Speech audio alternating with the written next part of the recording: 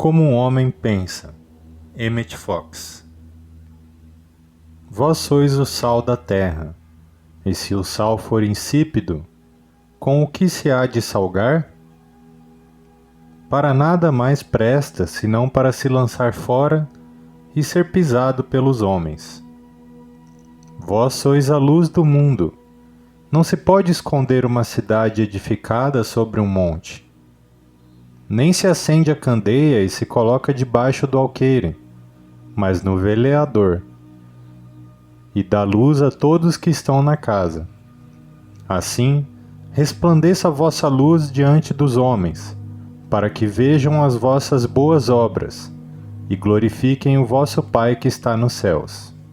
Nessa maravilhosa passagem, Jesus dirige-se àqueles que despertaram para a compreensão da escravidão material e adquiriram alguma compreensão espiritual da natureza do ser.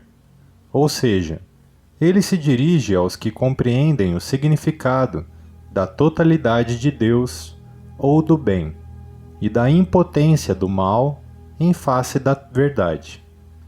Descreve essas pessoas como sendo o sal da terra e a luz do mundo. Na verdade, isso não é dizer muito daqueles que compreendem a verdade e que realmente vivem a vida segundo ela.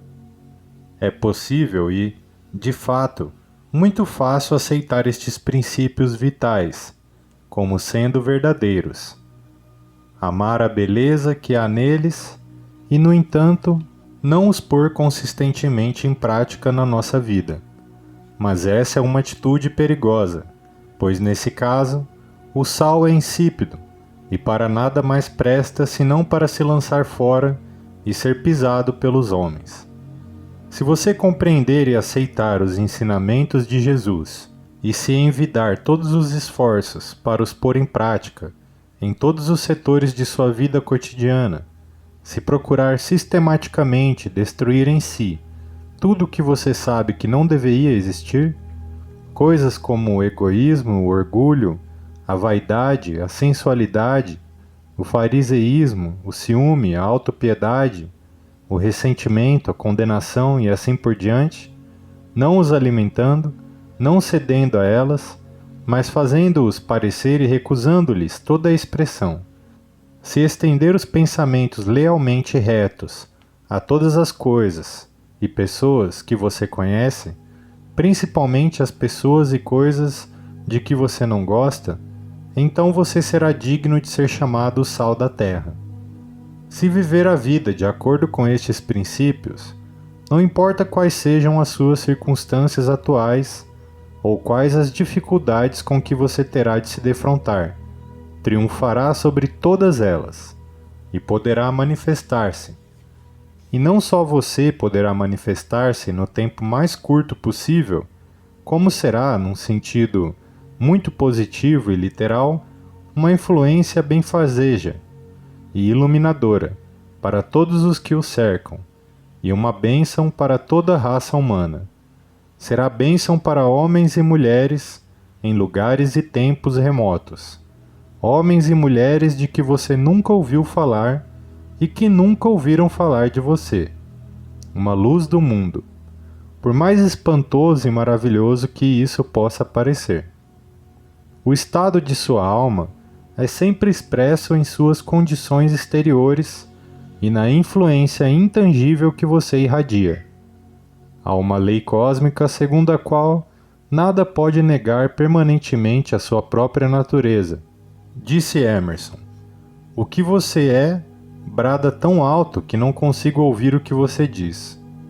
Na Bíblia, cidade sempre quer dizer consciência, e monte ou montanha sempre significam oração ou atividade espiritual.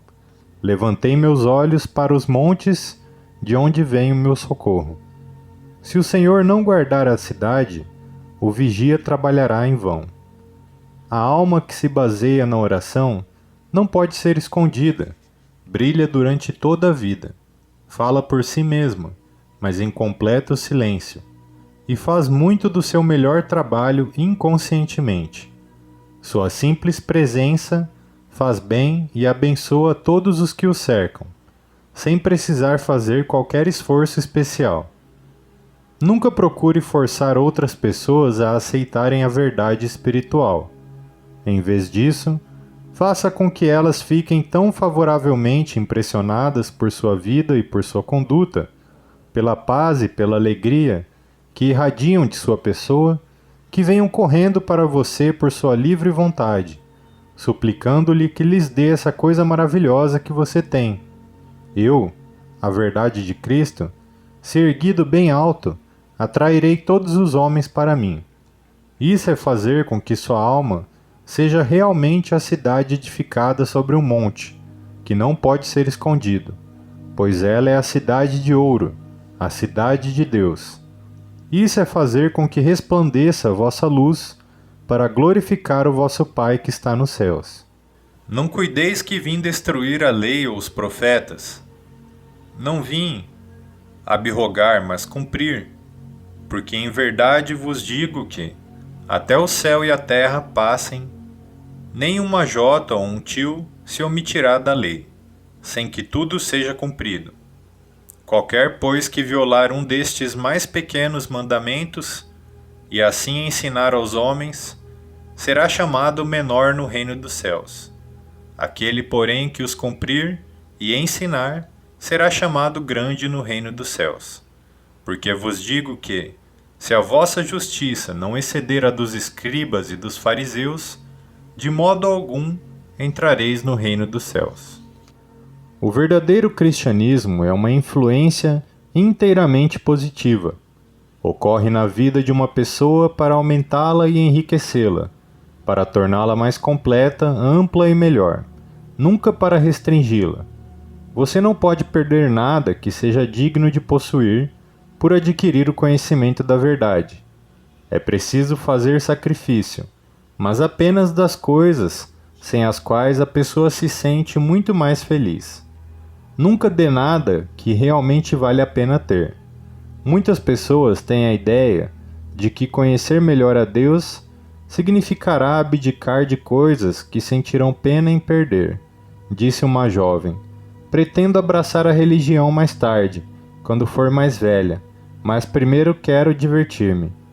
Isso é não entender absolutamente nada.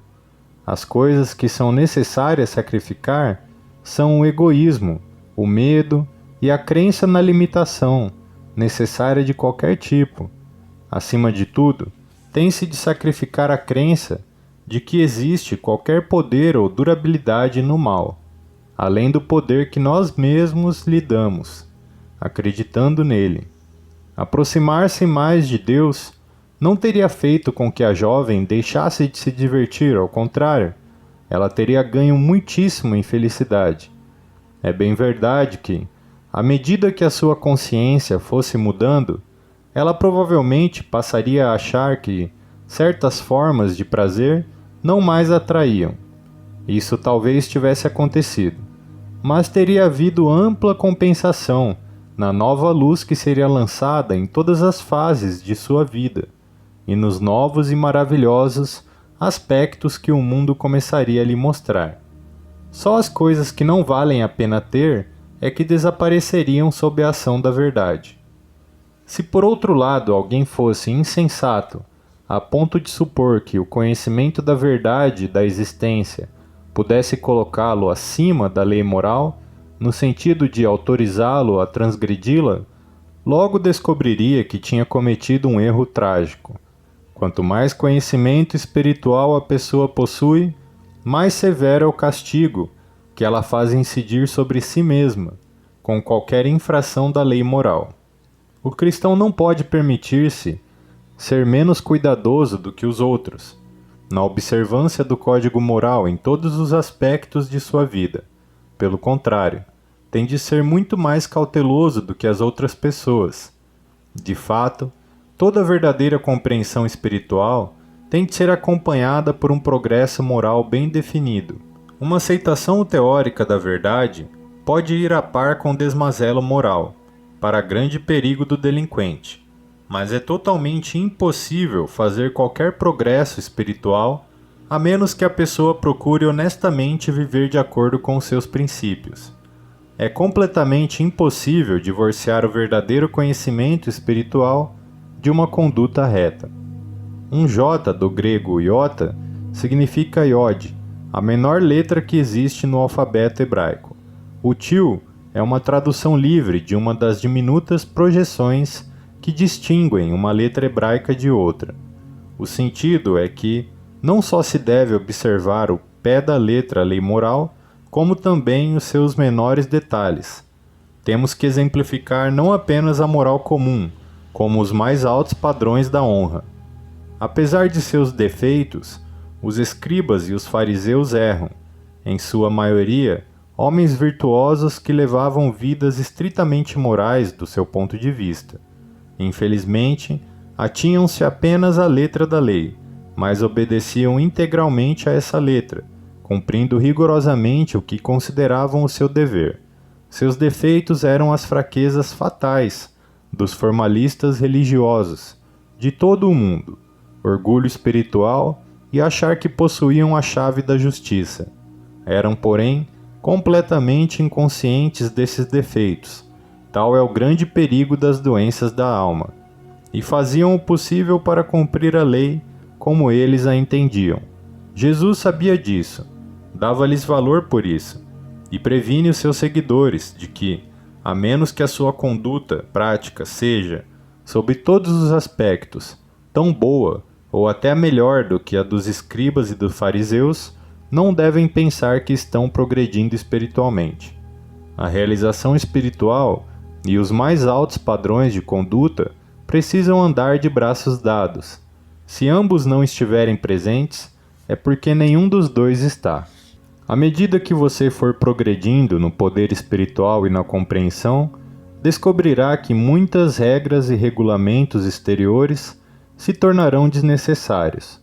Mas isto ocorrerá porque você realmente se ergueu acima deles, e nunca, mas nunca por ter caído abaixo deles. Este ponto de seu desenvolvimento, quando a compreensão da verdade lhe permite dispensar certas regras exteriores, é a emancipação espiritual. Quando você já não for espiritualmente menor, deixará de precisar de algumas das observâncias externas, que antes lhes pareciam indispensáveis, mas sua vida será mais pura, mais verdadeira, mais livre e menos egoísta do que antes. E esse é o teste. Vamos dar um exemplo simples. Algumas pessoas descobrem que a uma certa altura de seu progresso, os seus processos mentais ficam tão ordenados e claros que com um pouco de concentração podem fazer seu trabalho diário, manter em dia todos os seus compromissos e desincumbir-se de todos os seus deveres sem se preocupar em consultar o relógio ou mesmo usar um no pulso. Ora, por vezes acontece que um de seus amigos, sabendo disso e desejando competir com elas, deixa simplesmente o relógio em casa, resultando daí chegar atrasado a todo lugar, alterando todo o seu ritmo de trabalho e de outras pessoas, cujas conveniências ele não se preocupou em estudar.